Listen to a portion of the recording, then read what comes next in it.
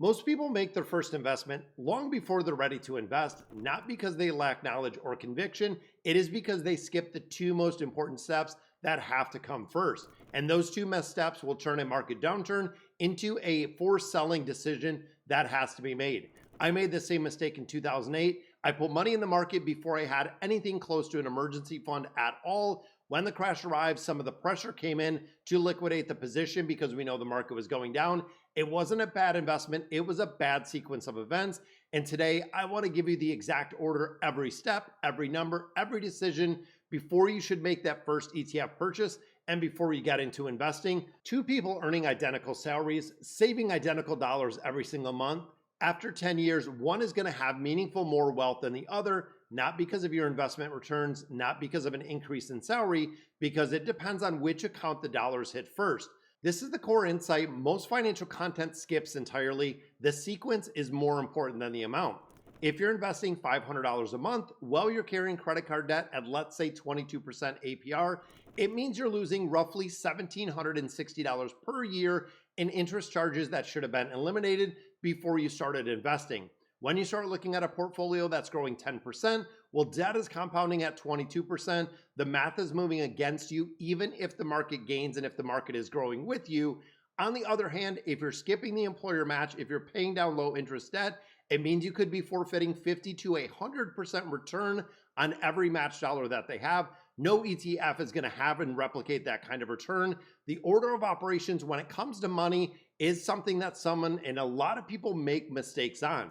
Now, here's the complete sequence. We're going to break down 7 steps in order. Every dollar goes step 1 into step 2 into step 3, so on and so forth, so you can run multiple steps simultaneously and really prioritizing some of the high items that we see. Never skip ahead, never returning to a lower dollar one when the higher return is still available. Step number 1, start an emergency fund. Before you invest a single dollar, put $1,000 in a high yield savings account and do not touch it. Not $500, not $5,000. We are looking for $1,000. That is a specific number that covers a majority of common financial emergencies, a car repair, a medical copay, even a broken appliance, without that number being so large that it's going to leave you and leave significant capital on the sideline or out of the market for years while you build up that emergency fund. The psychology here matters just as much as the math. You know, when there's a $1,000 buffer between you and credit card debt, you make better long-term decisions. You do not panic sell investments when a one-time expense arrives because that one-time expense is no longer going to reach your investment portfolio. In 2008, I did not have this at all. When the market started falling, financial pressure started building. And of course, both of those items simultaneously, without the absence of an emergency buffer, made the emotional case to sell feel super rational. The $1,000 emergency fund is not an investment. It is the structural protection that will keep your investment portfolio from becoming part of that emergency fund in your financial crisis. Step number 2, capture every dollar of your employer match. If your employer offers a 401k, we want to capture every dollar in the second step, and it becomes and comes first before we start looking at that high interest debt. This is the most counterintuitive item in the sequence, and it is absolutely correct. A typical employer match of 50% on 6% of your salary is an instant 50% return on every dollar matched when you make contributions into that account. No ETF, no index fund, no investment of any time is going to guarantee you a 50% return on the investment. When you look at the long market run, it is approximately yielded around 10%. The employer can match 50 to 100% immediately. Passing on a match to pay off 20% credit card debt faster is leaving a 50% guaranteed return on the table to chase your 20% guaranteed return. The math does not support it by any means. Now, step number 3, this is where we get to eliminating any high interest debt. High interest debt means any interest rate that is above that 7%. The market conservatively, really long run expected return is around 10. When we start looking at credit cards, they are roughly 20 to 24%. Personal loans range from about 10 to 18%. Paying off a 22% credit card is a guaranteed return of 22% on every dollar that you're applying to it. The market may return 15% this year, but it also might return a negative 15%. That 22% debt elimination is 100% guaranteed. For every dollar sitting in the VOO position, while you have that 22% credit card, it is compounding against you. You are losing approximately 10 to 12% The method here matters a lot more than the commitment. The avalanche method, paying off the highest interest rate first, produces the mathematically best income. Snowball method, looking at paying off those small balances first, produces the best behavioral outcome for people who need that motivation or that momentum to really continue eliminating debt. Both are correct, and the one that actually executes is the one that you're actually going to do versus not doing anything at all, eliminating all debt above that 7% before we move into step number 4. Now, step number 4, this is building that full emergency fund with all of your high interest debt eliminated in its entirety.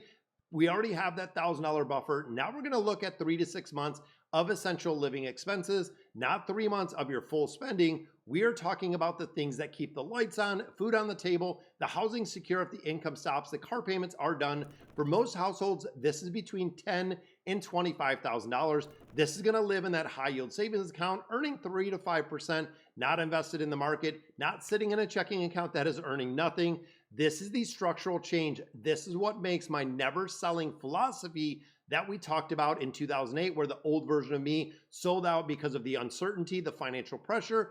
A full emergency fund will remove that pressure in its entirety. A job loss can become 3 to 6 months. And of course, that immediate financial crisis is not going to happen. That is going to force liquidation in a portfolio at the worst possible moment. The emergency fund is not a cash drag on your returns. It is the foundation that allows your investment accounts to compound without having any interruption at all. Step number 5, we look at the most powerful account, which is maxing out the Roth IRA. This honestly is the most powerful account that we have today. Most retail investors really underutilize it. I very rarely see anyone doing a Roth IRA.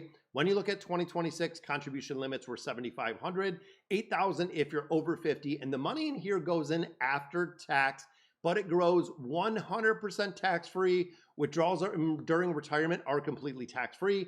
Every dollar that compounds inside of this Roth, we are talking every gain, every dividend, every reinvestment that with the distribution will never be taxed again. When we get to the $6.1 million number on Friday inside of a Roth, that is $6.1 million. That is 100% tax-free, which is kind of crazy. If you have it in a brokerage account, you are going to have to pay capital gains in there. The Roth IRA contribution limit is a use it or lose it opportunity. Unused space from 2026 cannot be recaptured in 2027, so you want to make sure that you're maxing out those full contributions. Now, when we max out the Roth IRA, we are doing this before adding in that 401k because we've already got the match. Roth dollars are more valuable than traditional 401k dollars over a longer term horizon. The tax-free compounding over 30 years, if you look at my portfolio, around 18%, is meaningful and going to be have a much larger tax outcome if the same contributions are going into a 401k.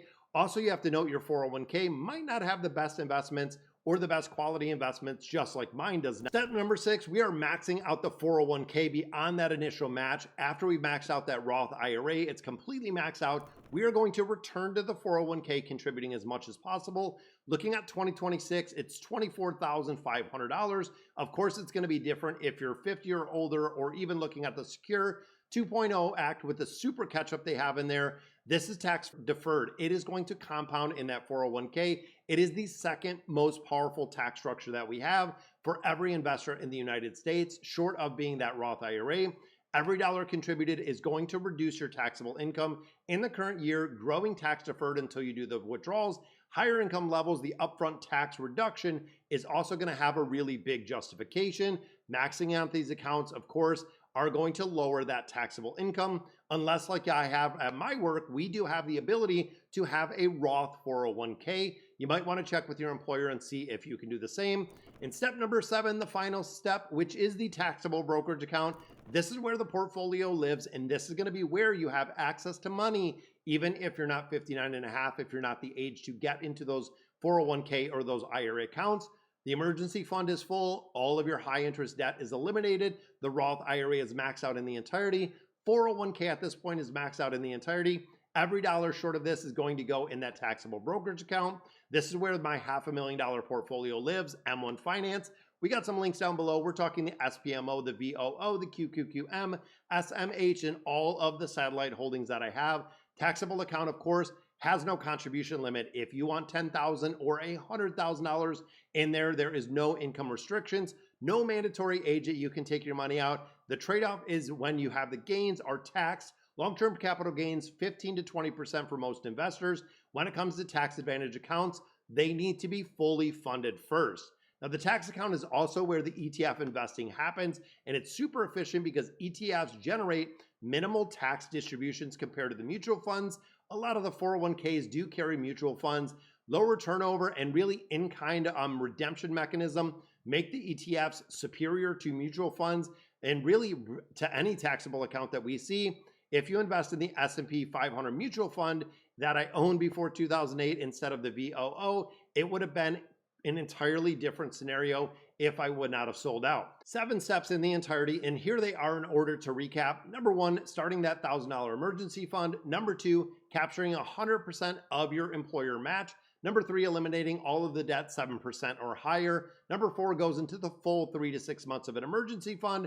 Number 5, we're maxing out the IRA. Then we're circling back with number 6, maxing out that 401k. And number 7, any excess money that we have is going into that taxable brokerage account. Now, of course, you can run multiple steps simultaneously. When you look at a 401k match, it might be every single paycheck that you're maxing it out. Well, you go ahead and you pay down debt. Now, Roth IRA can be funded while you're building that emergency fund, and the step sequence really is not a huge priority, not a very strict one and done time schedule. The rule is never go back to the lower steps because you've already completed them in the entirety. So right now, guys, I am on step 7. The emergency fund is done. The debt is gone in the entirety. IRAs are maxed out with what we can. 401k is completely maxed out as well. And of course, every other dollar goes into M1 Finance, like we've talked about before, making sure that we are just building up that account. That way, if we do get into early retirement, we're going to be able to draw or pull off that. But of course, we're never going to be selling because within that account, I might be receiving some of the dividends on there to supplement to the point of getting ready for retirement. But it's a plan that is a work in progress over the next 10 years where we plan to retire early at the age of 55. So of course, guys, if you're missing some of the foundation, if you're not following it step by step, let me know in the comments and drop a comment. Which step are you on right now? And if you're stuck between steps, don't know how to prioritize them, let me know. I will definitely let you know. We can set you straight. Looking at really the debt rate, the matching percentage, the emergency fund balances makes a big difference because you need to know exactly where every dollar should be going to. I read every single comment. I respond to all of the comments. So subscribe if I gave you a clear framework because, of course, we need to know exactly where every dollar goes when we put it in the ETFs. And I'll catch you in the next one.